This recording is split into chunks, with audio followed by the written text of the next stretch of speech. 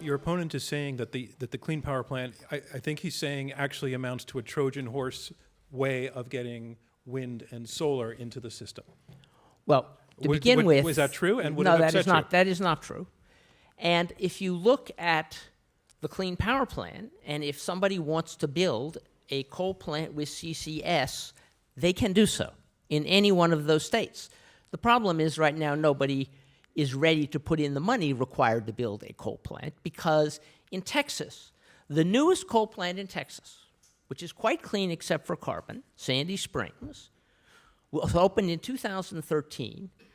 In 2015, it was shut 6 months of the year because it costs 6 cents to generate a kilowatt hour of electricity, and the market price in Texas right now is only 3 cents. And the owners of that plant went to a Texas court and a Texas jury and said that their $1.7 billion coal plant was only worth $250 million because it couldn't compete. And the Texas jury agreed with them and ordered the assessor to downgrade the assessed value of that plant from $1.7 billion to $400 million. Coal without CCS cannot compete in Texas without the Clean Power Plant. That's the core economic dilemma the coal industry has. Its product costs too much. Mike Nasi. Well, I'm glad you brought up Texas and Sandy Creek power plant. The fundamental misconception of what's going on in the competitive electric market, okay, is that somehow coal is losing just because it can't compete. Coal is being dispatched less. It is dispatched more when gas prices are a little higher.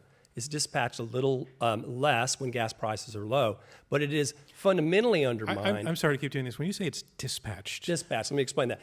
Coal-fired power plant being put out on the electric grid as part of the generation mix. What Carl is referring to is that the economics of a power plant, their ability to produce energy in a competitive environment drives whether or not they use that. And the argument, the premise the dispatch means they send their energy they send out it into the world. an operator asks them and they put their energy out. Okay. So the misconception of what's being argued is that that's happening just because all things being equal, coal is disfavored. Let's be clear, the market is distorted. They're distorted by two fundamental things that are going on in the marketplace. One, in every electric market, no matter how deregulated, we as taxpayers are subsidizing wind and solar onto the grid at $23 per megawatt hour. That is more than the wholesale price of electricity. That is a market distortion. The second thing that's happening is that environmental regulations do raise the cost. And the question I'd have for the audience and anybody who cares about reliable and stable electricity prices is if EPA gets a blank check on the Clean Air Act and it can make its own assumptions about what can be done outside the fence, what's to stop them from creating additional costs for gas-fired generation?